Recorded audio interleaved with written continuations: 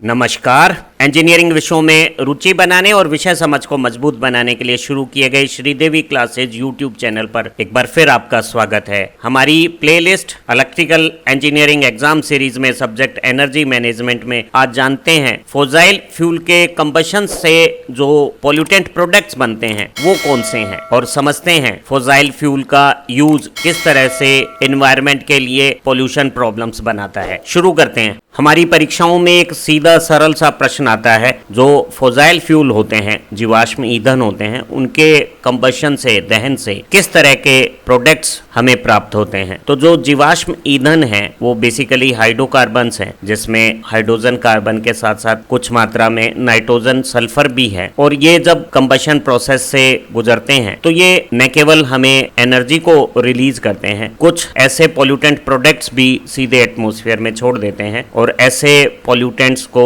हम लिस्ट करें तो वो कार्बन के इनकम्प्लीट कंबशन से आया हुआ कार्बन मोनोऑक्साइड है, या कार्बन के कंप्लीट कंबशन से बनी हुई कार्बन डाइऑक्साइड हो सकती है। फ्यूल में जो सल्फर है वो सल्फर डाइऑक्साइड बनाता है, जो फ्यूल में नाइट्रोजन है। और हमारे कंबशन प्रोसेस का जो हाई टेम्परेचर कंडीशंस है वो नाइट्रोजन के दोनों तरह के oxides, nitrogen dioxide, nitrous oxide और नाइट्रिक ऑक्साइड्स बना सकता है। कुछ ऑर्गेनिक कंपाउंड भी वोलेटाइल फॉर्म में हमारे कंबशन प्रोसेस से प्राप्त होते हैं, और उन ऑर्गेनिक कंपाउंड्स में अच्छी खासी मात्रा हाइड्रोकार्बन्स की होती हैं। और बहुत सारे सूक्ष्म कणों के रूप में पार्टिकुलेट मटेरियल PM10 और PM2.5 भी हमारे एटमॉस्फेयर में फॉसिल फ्यूल के कंबशन से आते हैं। सभी पॉल्यूटेंट्स को डिटेल में भी समझना जरूरी है। जो कार्बन डाइऑक्साइड है वो सबसे बड़ा प्रोडक्ट है कंबशन प्रोसेस में। जब हम फॉसिल फ्यूल को एनर्जी प्रोडक्शन के लिए कंबशन करते हैं तो सबसे बड़ी मात्रा में कार्बन डाइऑक्साइड प्राप्त होती है। और अगर पिछले दिनों दुनिया भर में अलग अलग देशों द्वारा उद्योगों और सीमेंट के प्रोडक्शन में जो कार्बन डाइऑक्साइड का उत्सर्जन किया गया है उसे देखें तो चाइना है वो आज की तारीख में सबसे बड़ा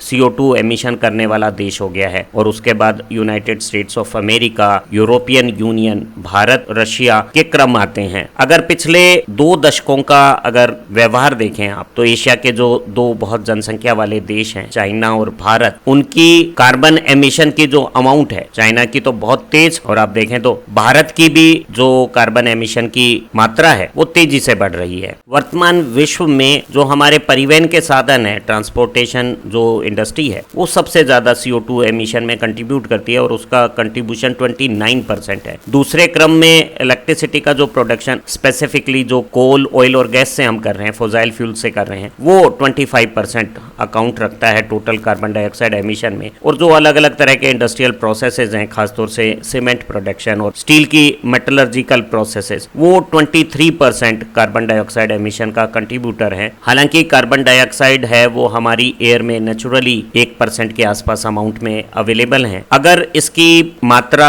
वातावरण में बढ़ जाती है तो मानव लोगों के स्वास्थ्य में कुछ परेशानियां जैसे सर दर्द, हेडेक, डिजीनेस, थकावट और फटीग जैसी बातें हो सकती हैं। लेकिन आमतौर पर ऐसी स्थितियां बाह्य खुले वातावरण में रेयरली होती हैं। तो हम कह सकते हैं कि जो कार्बन डाइऑक्साइड की वातावरण में प्रेजेंस है वो कोई बहुत ज्यादा बड़ा टॉक्सिक कंपाउंड की उपस्थिति जैसी कोई बात नहीं है। लेकिन ये बात तय है कि अगर हमारे वातावरण में कार्बन डाइऑक्साइड की मात्रा बढ़ती है तो ये एक ग्रीन हाउस इफेक्ट बनाने वाली गैस है, और उससे हमारे विश्व में ग्लोबल वार्मिंग की जो समस्या है वो बनती जा रही है। अगर एक कंबशन प्रोसेस में जो फ्यूल में कार्बन है वो पूरी तरह से बर्न नहीं होता है तो वो कार्बन मोनोऑक्साइड बना देता है। कार्बन मोनोऑक्साइड एक रंगहीन, बिना किसी कलर की और बिना किसी गंध की ऑडरलेस गैस है, लेकिन ये बहुत ज्यादा पॉइजनस गैस है। और जो हमारे वातावरण में फोटोकेमिकल स्मोक, जो बहुत खतरनाक पॉल्यूटेंट्स है, उसके निर्माण का भी मुख्य कारक कार्बन मोनोऑक्साइड की अधिक मात्रा है। वातावरण में कार्बन मोनोऑक्साइड के शरीर के अंदर आने से मानव शरीर के ब्लड की जो ऑक्सीजन कैरी करने की कैपेबिलिटीज हैं वो घट जाती हैं। अगर एक कार्बन ऑक्साइड का ताजा एक्सपोजर हो तो आदमी को थकावट हो सकती है, सरदर्द हो सकता है और फ्लू जैसे सिम्टम्स उसे देखे जा सकते हैं। कार्बन मोनोऑक्साइड है वो हमारे विजन को प्रभावित कर सकती है, समझ को प्रभावित कर सकती है, हार्ट के रोगियों में चेस्ट पेन पैदा कर सकती है। अगर कार्बन मोनोऑक्साइड का भारी मात्रा में एक्सपोजर होता है, किसी बंद कमरे में कार्बन मोनोऑक्साइड की मात्रा अगर बढ़ती है तो प्रभावित व्यक्ति की कॉन्शियसनेस, चेतना शक्ति खत्म हो सकती है, और कार्बन मोनोऑक्साइड की बढ़ी हुई मात्रा मौत का कारण भी बन सकती है। अक्सर एक खुले वातावरण में कार्बन मोनोऑक्साइड कोई बहुत बड़ा पॉल्यूटेंट्स नहीं है, क्योंकि ये बहुत रेडिली कार्बन डाइऑक्साइड में कन्वर्ट हो जाती है। एक फ्यूल के कंबशन से सल्फर डाइऑक्साइड पैदा होने का कारण फ्यूल जो कि कोयला या ऑयल हो सकता है, उसी में सल्फर का होना है। ये सौभाग्य की बात है कि भारतीय कोयले में सल्फर की मात्रा 1% से भी कम है, तो सल्फर डाइऑक्साइड से होने वाले पर्यावरण नुकसान बहुत महत्वपूर्ण भारतीय कोयले के कंबशन में नहीं है। लेकिन जब हम थर्मल पावर प्लांट्स में आयातित कोयले का इस्तेमाल करते हैं, जिसमें सल्फर की कंटेंट बहुत ज्यादा 3% तक हो सकती है, तो सल्फर डाइऑक्साइड की बड़ी मात्रा वातावरण में कंबशन प्रोसेस से आ रही है। सल्फर डाइऑक्साइड भी एक कलरलेस, बिना किसी रंग की गैस है। ये नॉन फ्लेमेबल है, ज्वलनशील नहीं है और एक्सप्लोजिव भी नहीं है। लेकिन जब हम सल्फर डाइऑक्साइड को वाटर वेपर में डिसॉल्व करते हैं, वातावरण की खुली नमी में सल्फर डाइऑक्साइड गैस है, वो एसिड का फॉर्मेशन, सल्फ्यूरिक एसिड बना लेती है। और ये गैस जब दूसरे गैस और पार्टिकल का एयर में इंटरेक्शन करती है, तो बहुत सारे कंपाउंड्स के सल्फेट्स बन जाते हैं, और जो सल्फ्यूरिक एसिड और सल्फेट्स हैं वो वातावरण में आकर हमारे पर्यावरण के लिए प्रदूषण के कारक बन जाते हैं। सल्फर डाइऑक्साइड की अधिक मात्रा व्यक्तियों में अस्थमा की शिकायत कर सकती है, ब्रोंकाइटिस जैसे श्वसन रोग बना सकती है, आंखों में जलन पैदा कर सकती है, गले में तकलीफ बना सकती है, और इसका जो लंबे समय तक अधिक मात्रा का अगर एक्सपोजर होगा तो श्वसन संबंधी रोग और हार्ट की डिजीजेज हो सकती हैं। वातावरण में सल्फर डाइऑक्साइड के एमिशन को घटाया जा सकता है अगर हम फ्यूल में सल्फर की मात्रा को कम कर दें। क्लीन फ्यूल टेक्नोलॉजीज इसी तरह के तरीके हैं। हम कंबशन के दौरान लाइम का अगर इंजेक्शन करते हैं तो सल्फर डाइऑक्साइड के फॉर्मेशन को रोका जा सकता है। इसी तरह से एक ज्यादा उच्च तकनीक का फ्लूइडाइज्ड बेड कंबशन प्रोसेस है, उससे भी हम सल्फर डाइऑक्साइड के एमिशंस को घटा सकते हैं। इसी तरह से फ्लू गैस के रास्ते में हम स्क्रबर्स का इस्तेमाल करें या डीसल्फराइजेशन प्रोसेस को इस्तेमाल करें तो फ्लू गैस के डीसल्फराइजेशन से भी सल्फर डाइऑक्साइड के एमिशन को घटाया जा सकता है। जैसे बताया गया कि इंडियन कोल में सल्फर की मात्रा काफी कम है, और ऐसी स्थिति में जो सेंट्रल पोल्यूशन कंट्रोल बोर्ड का नॉर्म है एमिशन स्टैंडर्ड्स का, 1 मीटर क्यूब फ्लू गैस में 100 मिलीग्राम से ज्यादा सल्फर डाइऑक्साइड नहीं होनी चाहिए, वो नहीं होती है क्योंकि फ्यूल में सल्फर की मात्रा कम है। और ऐसी स्थिति में हमें कोई ज्यादा स्पेसिफिक सल्फर डाइऑक्साइड को कंट्रोल करने के मेजर्स की पावर प्लांट्स में आवश्यकता नहीं रहती है। लेकिन जब हम आयातित कोल फ्यूल का इस्तेमाल करते हैं जिसमें सल्फर की मात्रा 1 से 3% हो सकती है, ऐसी स्थितियों में हमें क्लीन कोल टेक्नोलॉजीज अगर आवश्यक हो तो हमें इस्तेमाल करनी चाहिए, या फिर हमें कंबशन चैम्बर के अंदर लाइम का इंजेक्शन करके सल्फर डाइऑक्साइड की उत्पादन को घटाना चाहिए, या ज्यादा बेहतरीन फ्लूइडाइज्ड बेड कंबशन का इस्तेमाल कर सकते हैं। और जो फ्लू गैस डीसल्फराइजेशन के प्रोसेस हैं उन्हें हमें तभी इस्तेमाल करने की जरूरत पड़ेगी जब फ्यूल में सल्फर की मात्रा 3% से भी ज्यादा हो। नाइट्रोजन के ऑक्साइड NOx बहुत ज्यादा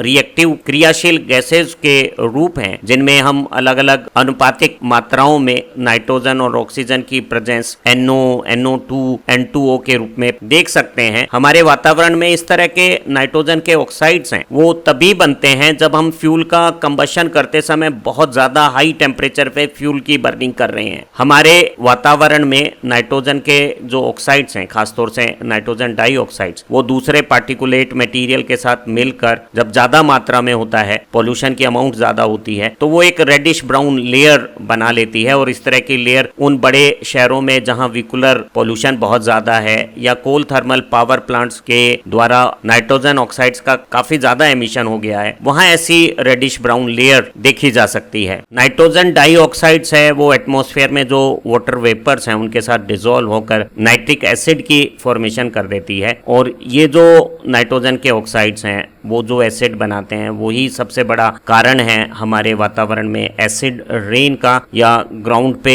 ओजोन की बहुत ज्यादा मात्राएं बनाने का, या एक बहुत हानिकारक विषैला पॉल्यूशन स्मोक का क्रिएशन का। ये एसिड रेन, ग्राउंड की ओजोन या स्मोक की फॉर्मेशन सभी बहुत खतरनाक हेल्थ के एडवर्स इंपैक्ट्स बनाने वाले पॉल्यूटेंट्स हैं। वातावरण में नाइट्रोजन डाइऑक्साइड की ज्यादा मात्रा होने से हमारी आंखों में जलन हो सकती है, नाक, गला या लंग्स में भी परेशानियां पैदा हो सकती हैं। नाइट्रोजन डाइऑक्साइड्स हैं वो बहुत ज्यादा टॉक्सिक है और इसका असर लंग्स पर देखा जा सकता है। ये ब्रोंकाइटिस कर सकती है, श्वास में रुकावट पैदा कर सकती है और रेस्पिरेटरी इलनेस पैदा कर सकती है। हम वातावरण में नाइट्रोजन के ऑक्साइड्स के एमिशन को घटा सकते हैं अगर हम कंबशन के टेम्परेचर को घटा देते हैं। हम कंबशन प्रोसेस में एयर और फ्यूल के रेशो को ऑप्टिमम बदलाव करके भी नाइट्रोजन ऑक्साइड की प्रोडक्शन को कम कर सकते हैं। ऐसे बर्नर्स का इस्तेमाल कर सकते हैं जो लो मात्रा में, कम मात्रा में नाइट्रोजन के ऑक्साइड्स का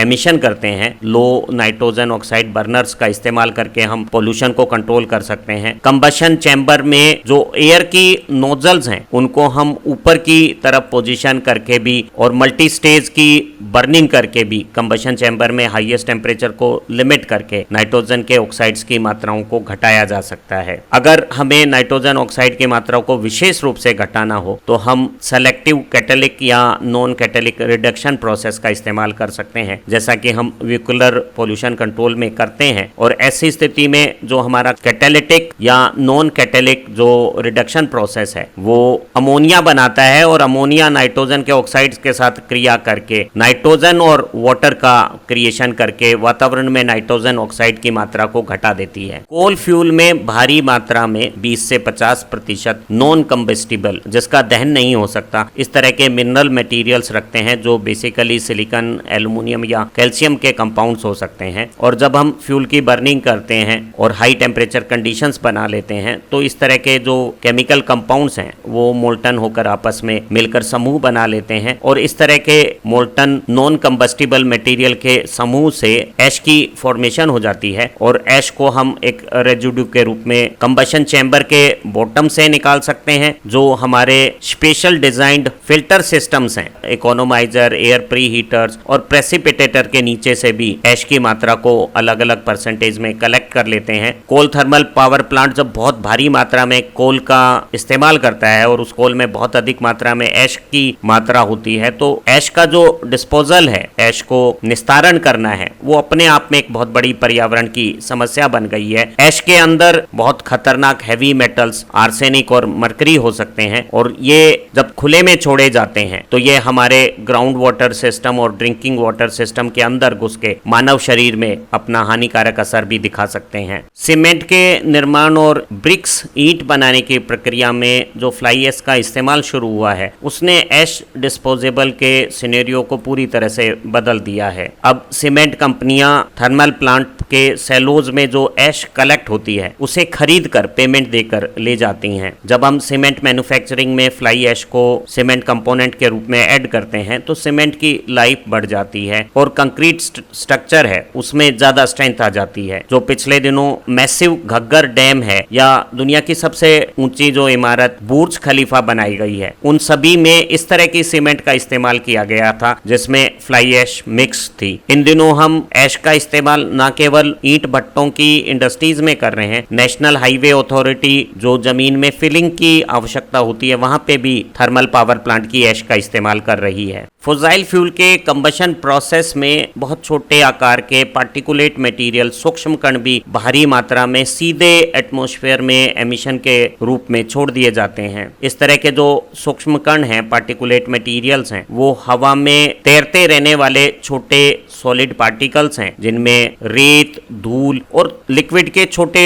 ड्रॉपलेट्स जो हवा में उपस्थित हैं वो मिले जुले हैं। जो पार्टिकुलेट के डिफरेंट साइजेज हैं उसमें एक साइज को हम PM 2.5 कहते हैं। ये फाइन पार्टिकल्स हैं जिनका साइज 2.5 माइक्रोमीटर डायमीटर से भी छोटे डायमीटर का है। वहीं जो PM 10 पार्टिकुलेट मटेरियल्स हैं उनकी जो डायमीटर है वो 10 माइक्रोमीटर से कुछ छोटी है और ये साइज जो हमारा ह्यूमन हेयर होता है 70 माइक्रोमीटर के आसपास के साइज का, उसका 1/7 पार्ट हो गया है। पार्टिकुलेट मैटर की ज्यादा मात्रा हमारी आंखों में, नाक में, गले में जलन पैदा कर सकती है। ये ये लंग के टिश्यूज को जलन और तकलीफ पैदा कर सकते हैं और उन्हें नुकसान भी कर सकते हैं। पार्टिकुलेट मटेरियल का ज्यादा एक्सपोजर है वो हार्ट अटैक और कैंसर जैसी समस्याएं भी पैदा कर सकता है। भारत में सेंट्रल पोल्यूशन कंट्रोल बोर्ड ने पार्टिकुलेट मटेरियल के एमिशंस के मानक का निर्धारण कर दिया है और वो 1 मीटर क्यूब एटमॉस्फेयर एयर में 30 मिलीग्राम से ज्यादा मात्रा में नहीं होने चाहिए। लेकिन दुर्भाग्य से इंडियन कोल में हाई ऐश कंटेंट है और जो हमारी फ्लू गैस की जो कंसंट्रेशन है, मात्रा है, जो हम एक थर्मल पावर प्लांट से निकालते हैं और उसे रोकने के लिए जिस तरह की कंट्रोल टेक्नोलॉजीज का इस्तेमाल किया जाता है, हमारे पार्टिकुलेट मटेरियल के लेवल्स दूसरे पॉल्यूटेंट्स और कंस्ट्रक्शन इंडस्ट्री और ट्रांसपोर्टेशन के असर के कारण इस प्रेस्क्राइब नॉर्म से बहुत ज्यादा हो जाते हैं। एक थर्मल पावर प्लांट में पार्टिकुलेट मटेरियल के एमिशन को रोकने के लिए हम इलेक्ट्रोस्टैटिक प्रेसिपिटेटर या फैब्रिक बेक फिल्टर्स का इस्तेमाल करते हैं। एक जीवाश्म ईंधन के दहन से, फॉसिल फ्यूल के कंबशन से जो प्रोडक्ट्स निकल रहे हैं उनसे वातावरण, पर्यावरण को बहुत ज्यादा डिटेरियोरेशन, नुकसान पहुंच रहा है और इस नुकसान का जो मुख्य कारक है वो बड़ी मात्रा में सल्फर डाइऑक्साइड, नाइट्रोजन के ऑक्साइड्स, पार्टिकुलेट मटेरियल्स जो रेस्पिरेटरी और non respiratory suspended particulate materials दोनों हो सकते हैं, और हैवी मेटल्स जो ऐश से हमें,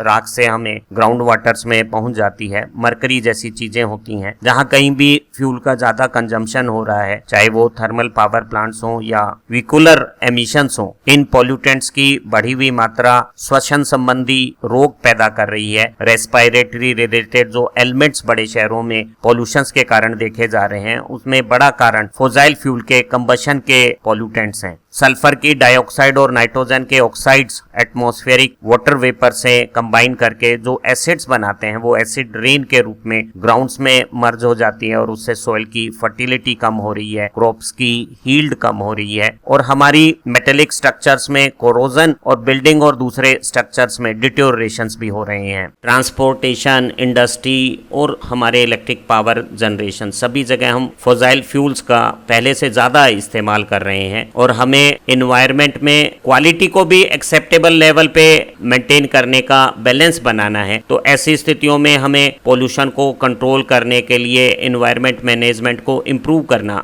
जरूरी है। हमने ज्यादा एफिशिएंट और क्लीन टेक्नोलॉजीज का इस्तेमाल करके पोल्यूशन को कंट्रोल करने के महत्वपूर्ण सुधार किए हैं। पिछले दिनों हमने एयर क्वालिटी कंट्रोल सिस्टम्स को अडॉप्ट किया है और इन कारणों से अब एक जनरेटर कंपनीज को पर मेगावाट जो जनरेशन वो करती है उसमें पोल्यूशन कंट्रोल के लिए अलग से 50 लाख से भी ज्यादा अमाउंट के मेजर्स अडॉप्ट करने पड़ते हैं, ताकि हम पोल्यूटेंट्स के इफेक्टिव कंट्रोल के बाद एम्बिएंट एयर की क्वालिटी को सुधार कर जीवन जीने योग्य बना सकें और हमारी जो हेल्थ कंडीशंस हैं उस पे बुरे असर ना आए। उम्मीद है आज की इस लर्निंग वीडियो से फॉसिल फ्यूल के कंबशन से जो प्रोडक्ट्स पॉल्यूटेंट्स के रूप में वातावरण में आते हैं उनके बारे में आपकी समझ अच्छी बनी होगी और इनसे रिलेटेड परीक्षा का प्रश्न आएगा उसे आप बहुत प्रभावकारी तरीके से आंसर भी कर पाएंगे। आप परीक्षाओं में और प्रोफेशनल लाइफ में ज्यादा बेहतर प्रदर्शन करें। इन्हीं कामनाओं के साथ फिर मिलेंगे एक नई लर्निंग वीडियो के साथ। Thank you very much.